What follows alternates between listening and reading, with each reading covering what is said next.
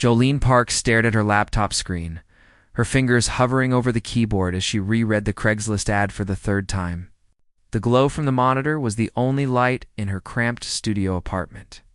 Casting shadows across the stack of unpaid bills on her desk, "Be my girlfriend for a day. $500. Must be comfortable with formal events and meeting family.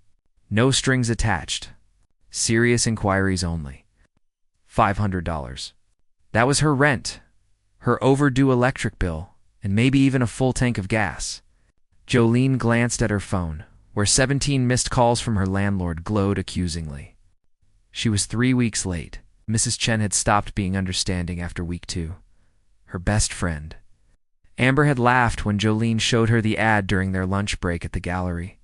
"That's either a serial killer or some rich weirdo with mommy issues," Amber had said, stabbing her salad with unnecessary force. Either way, hard pass. But Amber wasn't staring down eviction. Amber's parents had bought her condo in Capitol Hill, and her job at the tech startup actually paid a living wage. Jolene loved her friend. Sometimes the gap between their realities felt like the Grand Canyon, before she could talk herself out of it. Jolene typed a response. She kept it simple and professional, attaching a recent photo from her cousin's wedding where she looked presentable in a borrowed dress. Her finger trembled slightly as she hit send. The reply came within minutes. "Can you meet tomorrow? 2 p.m. Vivace Espresso on Broadway. I'll be wearing a gray suit. Ask for Desmond." Jolene's heart hammered against her ribs. This was insane. This was desperate. This was happening the next afternoon. She arrived at the coffee shop 15 minutes early, her palms sweating despite the cool Seattle drizzle. She'd worn her only decent outfit. A navy dress she'd thrifted 2 years ago, and a cardigan that hid the small tear near the hem. Her dark hair was pulled back in a neat bun, and she'd actually put on mascara for the first time in weeks. At exactly 2 o'clock, a man walked in who made every head in the coffee shop turn. He was tall, easily over 6 feet, with dark hair swept back from a face that belonged on a magazine cover. The gray suit probably cost more than Jolene's car. He scanned the room with intense hazel eyes that seemed to calculate and assess everything in seconds. When his gaze landed on her, Jolene felt pinned in place like a butterfly in a collector's case. "Jolene?" His voice was deep, controlled, the kind of voice that was used to being obeyed.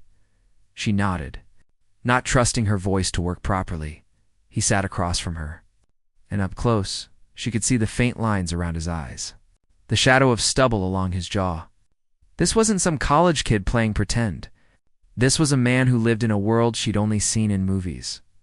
"I'm Desmond Blake," he said, extending his hand. Jolene shook it, his grip firm and warm. "Should I know who you are?" A flicker of something crossed his face. Surprise, maybe, or amusement. "Most people do. I run Blake Technologies." "Oh." Jolene had heard of Blake Technologies. Everyone had. They'd revolutionized cloud security, or data management, or something that people much smarter than her understood. "I'm not really a tech person. What are you then?" He leaned back, studying her with an intensity that made her want to squirm. "Art person, I guess. I work at the Westwood Gallery downtown. Assistant position." She didn't mention that the position was temporary, barely above an internship, and paid accordingly. "And you need $500 badly enough to respond to a stranger's ad on the internet." It wasn't a question. Jolene's cheeks burned. "Look, if you're going to judge me, we can end this right now. I'm sure you have plenty of other options." "Actually, I don't." Desmond's expression softened slightly. "And I'm not judging. I'm trying to understand who you are before I ask you to do this. What exactly is this?" Jolene crossed her arms. "Because if it's anything illegal or, escort adjacent, I'm out." "Nothing like that." Pulled out his phone and showed her a photo of an elegant older woman with silver hair and sharp blue eyes. "This is my grandmother, Helen Blake. She's turning 85 next weekend. The family's throwing her a celebration at my cousin's wedding on Bainbridge Island. She's been asking me when I'm going to settle down for the past 5 years. Last month, she told me she's worried she won't live to see me happy." Jolene felt her defensive walls lower slightly. "That's emotional blackmail. That's Grandma Helen." A genuine smile crossed his face, transforming him from intimidating CEO to someone almost human. She's threatened to write me out of the will. Set me up on blind dates with every single woman in her book club, and last week, she accidentally gave my number to her podiatrist's daughter. Despite herself, Jolene laughed. So you need a fake girlfriend to get her off your back. It's just for one day. The wedding is Saturday. We'd arrive together, stay for the ceremony and reception, then leave. I'll pay you $500, cover all expenses, and you never have to see me again. It sounded too easy. What's the catch? The catch is that my family is perceptive, and they know me well. We'd need to be convincing. That means acting like we're actually together. Holding hands, dancing, the occasional display of affection. He said it clinically, like discussing a business merger. Kissing? Jolene heard herself ask. Necessary to maintain the illusion, yes. But nothing beyond what you'd see at a family-friendly event. Oh, God. Jolene thought about her landlord, her empty bank account, the ramen noodles she'd been eating for dinner every night. $500 for one day of pretending? She'd done worse for less. $700, she heard herself say. Desmond's eyebrows rose. Excuse me? You're a billionaire CEO asking me to lie to your entire family. That's worth more than $500. $700, and I want half up front. He stared at her for a long moment, and Jolene was certain she'd blown it. Then he extended his hand again. Deal, but I need to know you can pull this off. Tell me about yourself. Convince me we're dating. Jolene took a deep breath and launched into an improvised story about how they'd met at an art gallery opening. How he'd been the only person who actually understood the abstract piece she'd been admiring. How they'd talked for hours about everything and nothing. She watched his face as she spoke, gauging his reactions, adjusting her story to make it more believable. When she finished, Desmond was nodding slowly. You're good at this. I minored in theater before I couldn't afford to finish college, Jolene admitted. Plus, I've been making up stories my whole life. Comes with the territory of growing up poor and pretending everything is fine. Something shifted in Desmond's expression, a crack in the polished facade. Then we understand each other. Saturday, 9 a.m., I'll pick you up. Text me your address. He stood, pulling out his wallet and handing her a business card along with 3 crisp $100 bills and a 50. Consider that the deposit. And Jolene, thank you for being honest about why you're doing this. Most people would have pretended they were doing me a favor. After he left, Jolene sat in the coffee shop for another hour, staring at the money in her hands and wondering what exactly she'd just agreed to. The bills were real, smooth and substantial in a way. That made her stomach flip with relief and anxiety in equal measure. She paid her rent that night online, watching the confirmation email arrive with a sense of satisfaction she hadn't felt in months. Mrs. Chen could stop calling now. Jolene had bought herself another month. Saturday arrived with typical Pacific Northwest weather. Gray skies threatening rain but holding off just enough to be annoying. Jolene had spent the past 3 days in a state of controlled panic, Googling everything she could about Desmond Blake and his family. She'd learned that he'd built Blake Technologies from the ground up starting at age 23, that he'd been featured in Forbes, and that his last known relationship had ended 3 years ago with a woman named Cassandra Wright, daughter of a senator. She was so far out of her league it wasn't even funny. At 8, Jolene stood outside her apartment building wearing the same navy dress, now freshly cleaned and the nicest shoes she owned. She'd done her makeup carefully, watching YouTube tutorials on her cracked phone screen. Her hair hung in soft waves around her shoulders because the bun felt too severe for a wedding. A sleek black car pulled up at exactly 9 a.m., and Desmond stepped out wearing a tailored charcoal suit that probably cost more than her annual salary. But it was his smile that caught her off guard, warm and almost nervous, that made him look less like a CEO and more like a regular guy about to introduce his girlfriend to his family. Ready? He asked, opening the passenger door for her. Jolene slid into the leather seat, breathing in the scent of expensive cologne and new car smell, as ready as I'll ever be. So, boyfriend, tell me everything I need to know about your family before I meet them and inevitably embarrass us both. Desmond laughed, a real laugh that crinkled the corners of his eyes and pulled into traffic. My cousin Andrea is getting married to a guy named Thomas who works in commercial real estate. My Uncle Robert will try to corner you and talk about his boat. My Aunt Patricia will ask when we're getting married within 5 minutes of meeting you. And Grandma Helen will see right through us. But she'll probably love you anyway, because you're the first woman I've brought home in 3 years. No pressure then. Jolene watched the city slide past her window as they headed toward the ferry terminal. For what it's worth, I think you can handle them. You handled me, and I'm supposedly the scary one. Jolene glanced at him, catching the hint of vulnerability beneath the confident exterior. Maybe Desmond Blake wasn't so different from her after all. Maybe they were both just trying to meet impossible expectations and survive another day. The ferry ride, too. Bainbridge Island was smooth, the water calm beneath the overcast sky. They stood on the deck, and Desmond taught her the basic facts she'd need to know. Where they'd met, how long they'd been dating, what she did for work, and what she liked about him. The lies came easier than Jolene expected. Perhaps because she'd been performing a version of herself for so long that adding one more layer barely registered. One more thing, Desmond said as they approached the island. My ex, Cassandra, might be here. She's friends with my cousin, the senator's daughter. Jolene had read about her. Beautiful, accomplished, perfect. Yes. It ended badly. She wanted me to be someone I wasn't, and I refused to change. Just a warning in case things get awkward. Jolene nodded, filing away that information for later. The wedding venue was a restored barn overlooking the water. Decorated with white flowers and twinkling lights despite the gray afternoon, it was the kind of place Jolene had seen in magazines but never imagined attending. As they walked toward the entrance, Desmond took her hand. His palm was warm, slightly rough, and the gesture felt both foreign and oddly natural. Jolene squeezed back, reminding herself this was just a job, just a performance, just one day of pretending.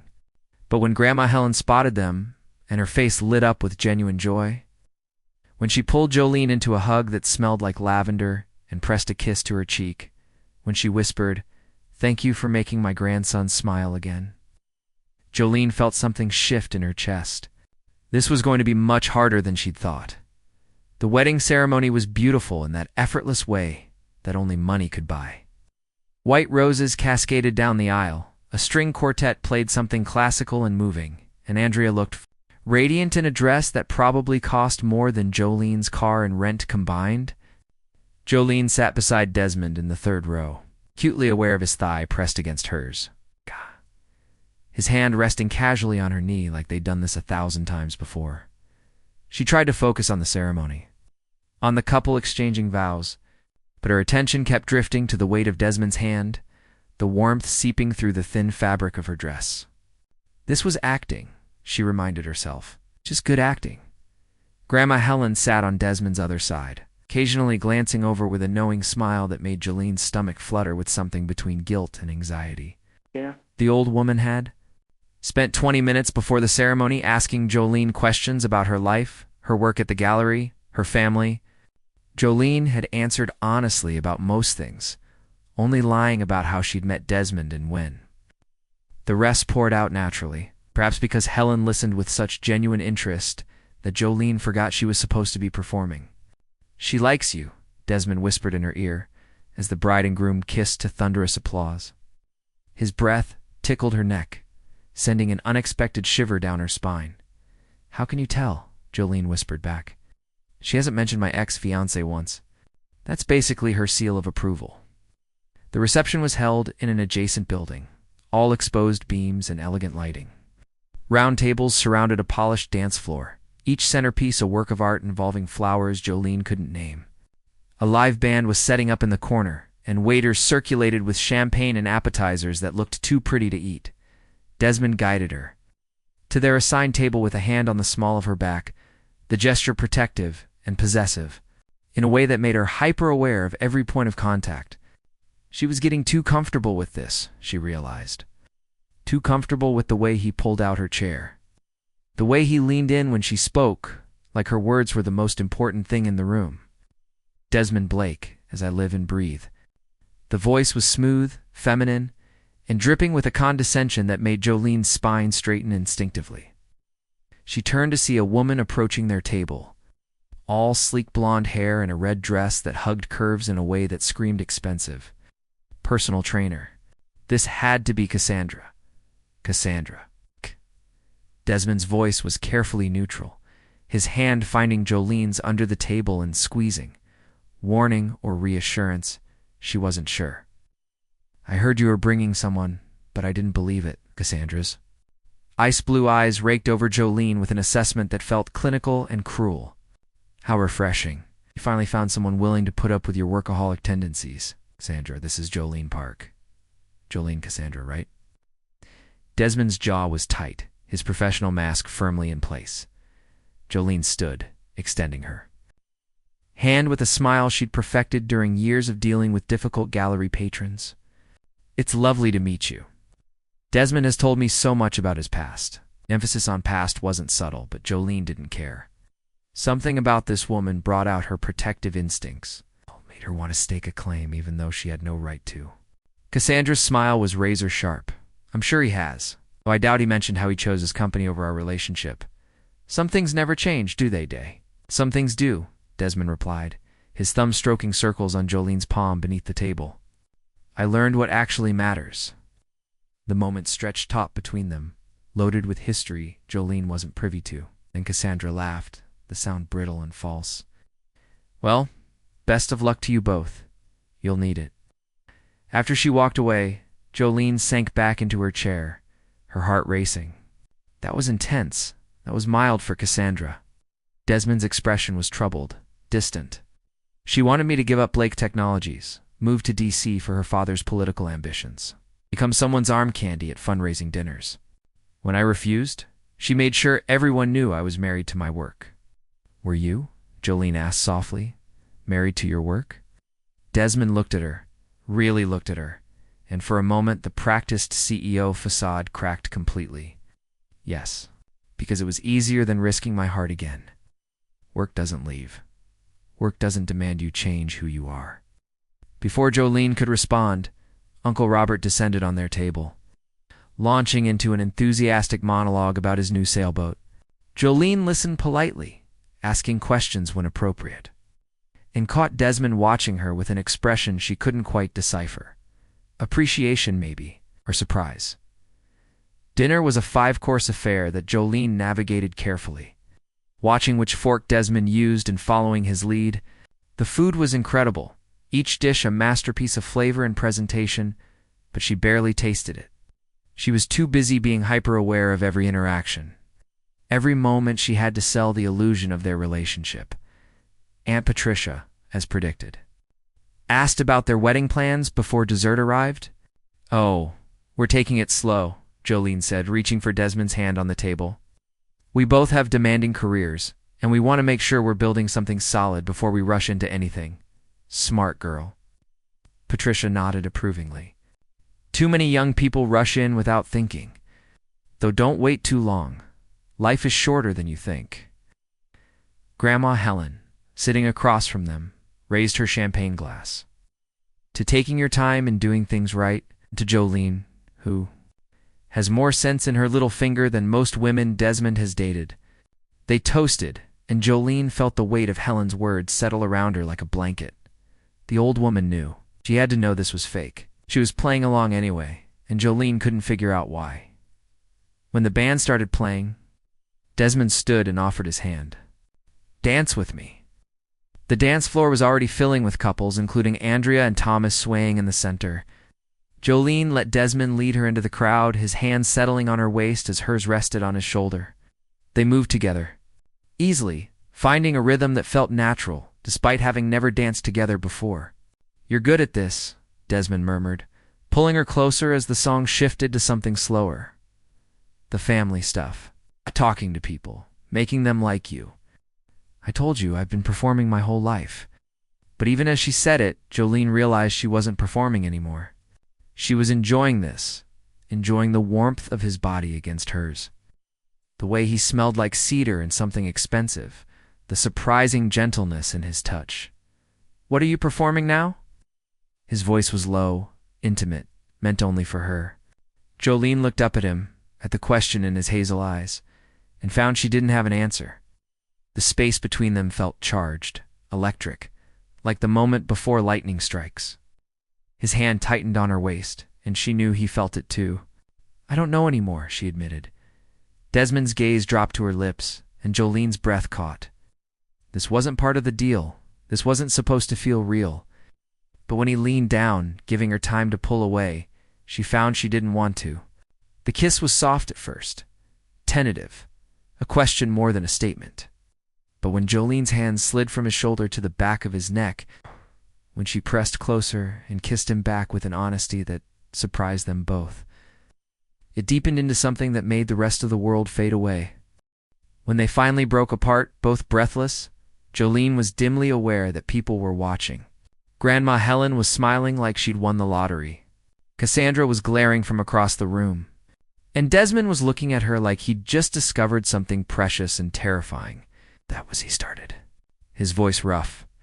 "For show," Jolene finished. Even though they both knew it was a lie, they danced to more songs in silence, the air between them thick with things unsaid. When the band took a break, they returned to their table to find Grandma Helen waiting with a knowing expression that made Jolene want to hide under the tablecloth. "Hey, walk with me, dear," Helen said to Jolene. "These old bones need to stretch." Desmond started to stand, but his grandmother waved him off. "Just us girls. You stay here and contemplate whatever has you looking like you've been hit by a truck." They walked through the venue's gardens. Helen's arm linked through Jolene's, the older woman's pace measured but steady. The silence stretched until Jolene couldn't stand it anymore. "You know this is fake, don't you?" The words tumbled out before she could stop them. Helen laughed, a delighted sound that rang through the garden. "Oh, my dear, I knew the moment I saw you two together. Desmond has many talents, but acting has never been one of them."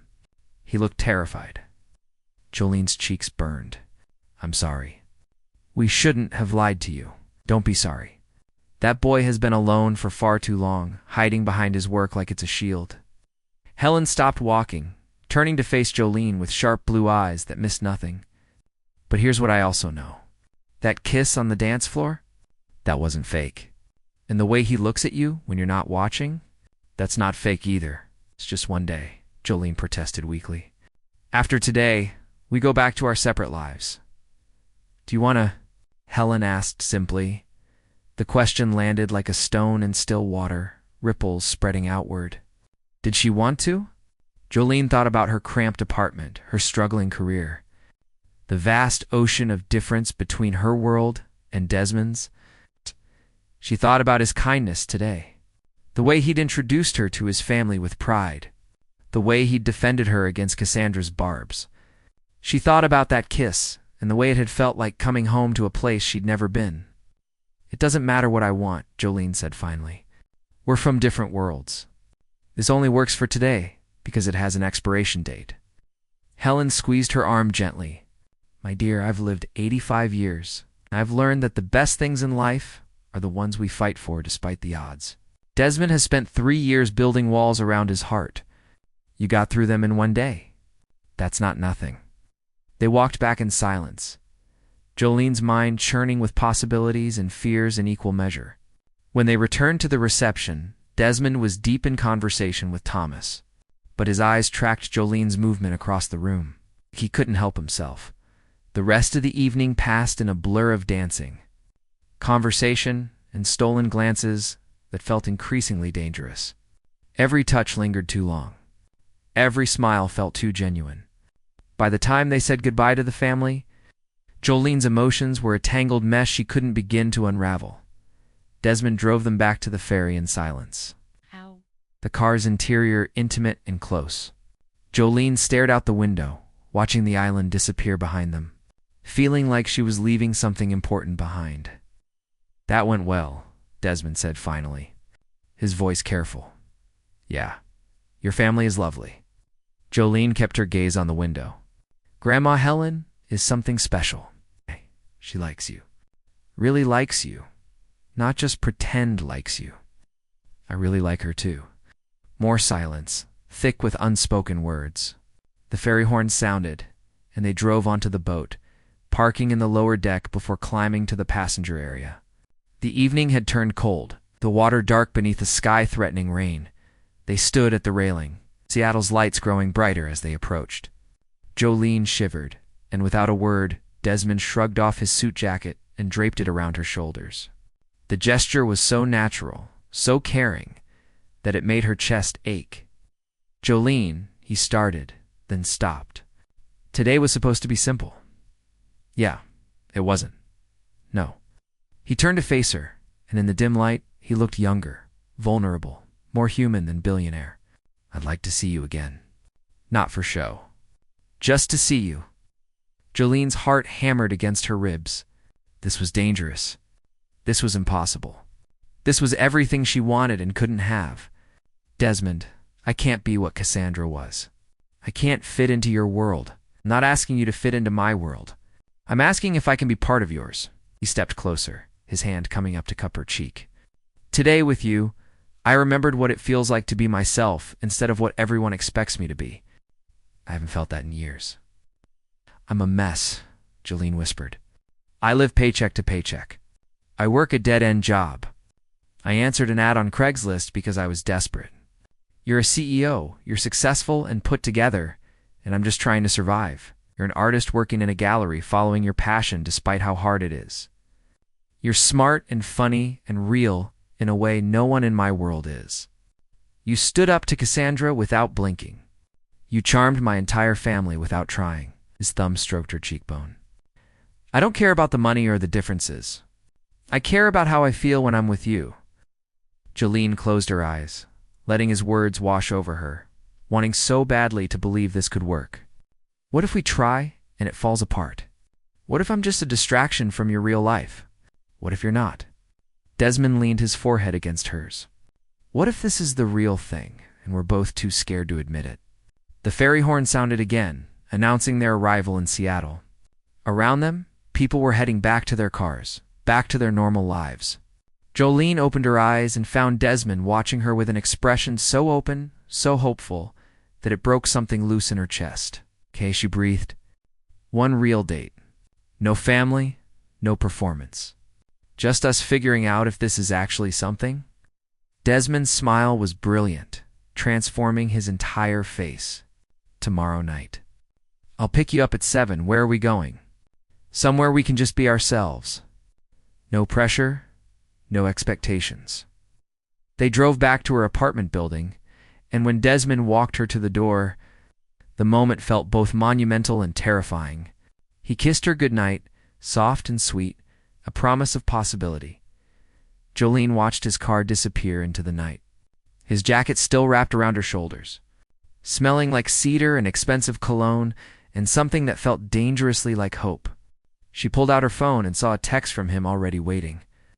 "Thank you for today. For being exactly who you are. Sleep well, Jolene Park."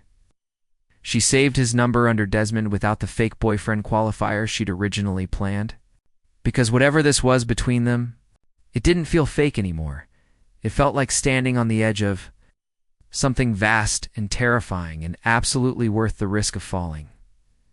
The next 3 weeks felt like living in a dream Jolene was afraid to wake up from.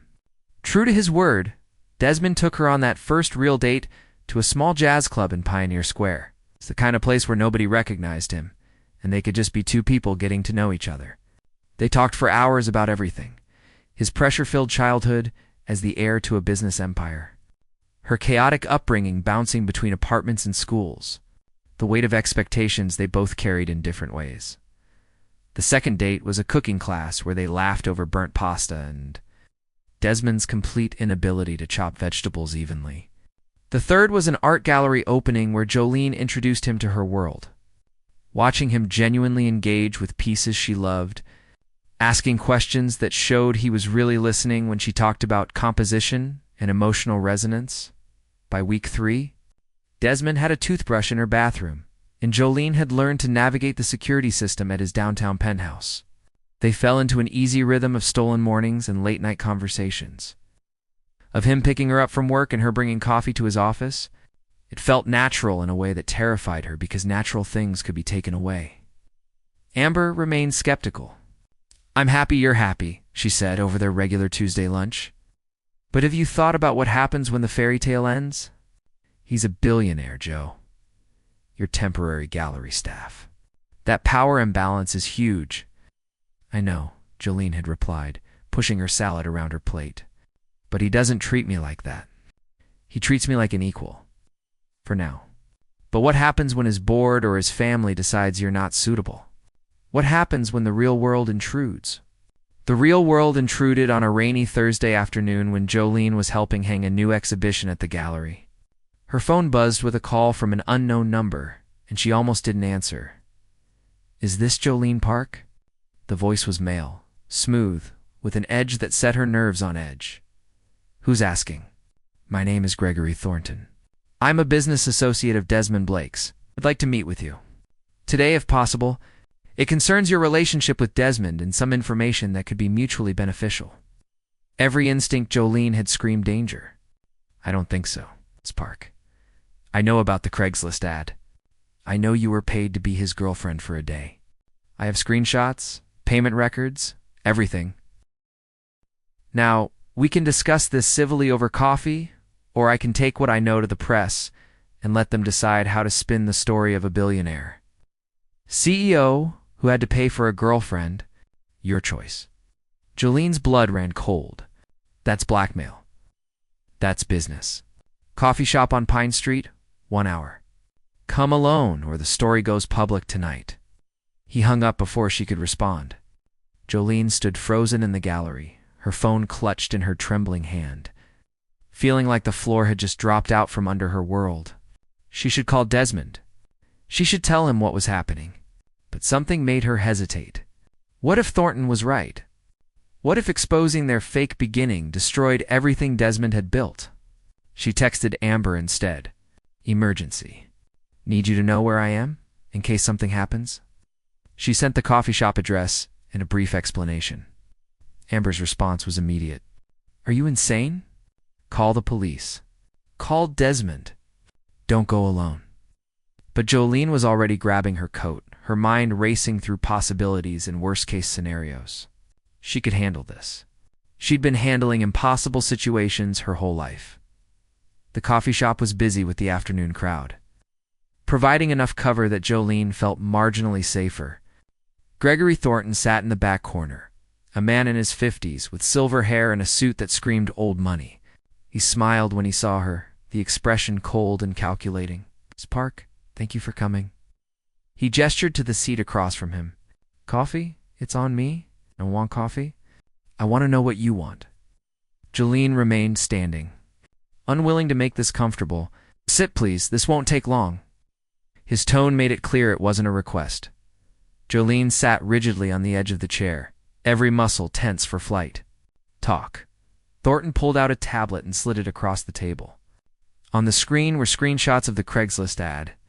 Texts between her and Desmond discussing payment, even photos from the wedding. Her stomach churned with nausea. Where did you get these? I have resources. What matters is what I plan to do with them. He leaned back, completely at ease. Blake Technologies is in the middle of a major acquisition. The board is already nervous about Desmond's leadership after the Cassandra debacle. If they found out he's so desperate for companionship that he had to hire a girlfriend, it would raise serious questions about his judgment. We're not fake anymore. We're actually together. Even as she said it, Jolene realized how flimsy it sounded. Are you? Or did a struggling artist see an opportunity for a better life and a lonely billionaire mistake gratitude for affection? Thornton's smile widened. The press will love this story. Poor girl, rich man, money changing hands. It writes itself. What do you want? Jolene's voice shook despite her best efforts. I want Desmond to step down as CEO of Blake Technologies. I want him to hand control to the board and walk away. He does that, and this information stays buried forever. Thornton retrieved his tablet. You convince him, or I release everything. You have 48 hours. He'll never do that.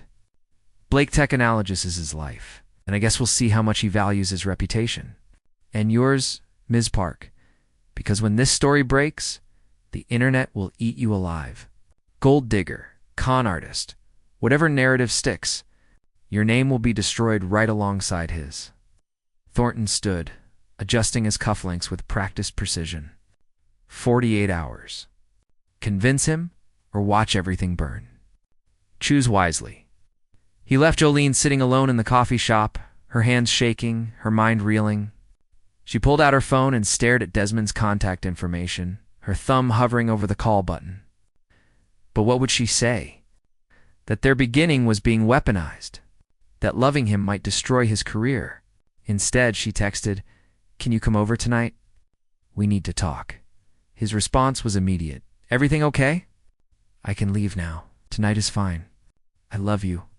She'd never said it before, had been too scared to give voice to feelings that felt too big and too fragile.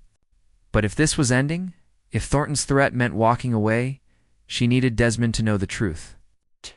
"I love you too. See you at 7. Jolene walked home in a daze, Thornton's words echoing in her mind. She thought about calling the police, but what crime had been committed? He'd made a threat, sure, but he hadn't actually done anything illegal. And going to the press herself would just speed up the damage by the time Desmond arrived. Jolene had worked herself into a state of near panic. He took one look at her face and pulled her into his arms without a word. "Tell me," he said simply. So she did. She told him about Thornton's call, the meeting, the threat. She watched his expression shift from concern to cold fury as she spoke, his body going rigid against hers. "Gregory Thornton has been trying to take over my company for 5 years," Desmond said, his voice tight with controlled anger. "He's a corporate raider who destroys businesses for profit. I've blocked every attempt, every hostile takeover bid. This is his latest strategy. What are we going to do?" Jolene felt tears burning behind her eyes. Desmond cupped her face in his hands, his gaze intense. "We're going to fight. We're not letting that parasite dictate our lives, but the story, the publicity, it'll ruin you. Jolene, listen to me." His thumbs wiped away the tears that had started falling. "Yes, we started fake. Yes, I paid you to come to that wedding. But everything after, everything we've built these past 3 weeks, that's real. That's the truest thing in my life. I'm not ashamed of how we met, and I'm not going to let Thornton use it as a weapon. Your board, your reputation will survive because the truth is more powerful than his manipulation. We met unconventionally, yes, but we fell in love authentically. There's no crime in that, no scandal. Just 2 people who found each other in an unexpected way." Jolene wanted to believe him, but fear clouded everything. What if it's not enough? What if people only see the money in the transaction? Then they're not paying attention. Desmond kissed her forehead, her cheeks, finally her lips. "I love you, Jolene Park. Not because I paid you, not because you're convenient, but because you're brave and honest, and you see me instead of my bank account. That's worth fighting for. I love you too. So much it scares me." They spent the night planning their strategy. Desmond called his lawyer, his PR team, even his board members he trusted. By midnight, they had a plan. Get ahead of the story, control the narrative, and expose Thornton's attempted blackmail for what it was. "There's one more thing we need," Desmond said, pulling out his phone. Grandma Helen's blessing. The call lasted 20 minutes, Desmond explaining everything, while Jolene listened with her heart in her throat. When he hung up, he was smiling despite the tension in his shoulders. "She says we're idiots for not coming to her first. That Thornton is a weasel who deserves what's coming. And that she expects us both for dinner on Sunday?" He pulled Jolene close. "She also says she knew we were real from that first kiss, and nothing Thornton says will change that." Friday morning, Desmond called a press conference. Jolene stood beside him in the Blake Technologies headquarters. Wearing a dress Desmond had bought her and holding his hand like a lifeline. Reporters packed the room, cameras flashing, everyone sensing a story. "Thank you all for coming," Desmond began, his voice steady and clear. "I'm here today to address a story that someone is threatening to release in an attempt to manipulate me into giving up my company. Yes, I met Jolene Park through an unconventional arrangement. I posted an ad seeking someone to accompany me to a family event, and she responded because she needed money. I paid her for 1 day of her time, The room erupted with questions, but Desmond held up his hand. What that person threatening me doesn't understand is that what started as a transaction became something genuine.